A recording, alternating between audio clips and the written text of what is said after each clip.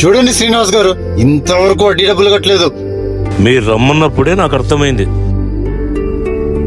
ఏంది రామారావు, వడ్డీ డబ్బులకు నేను రావాలా నీ దగ్గరకు? అయ్యా వచ్చేసరికి మొత్తం ఇచ్చేస్తానయ్యా.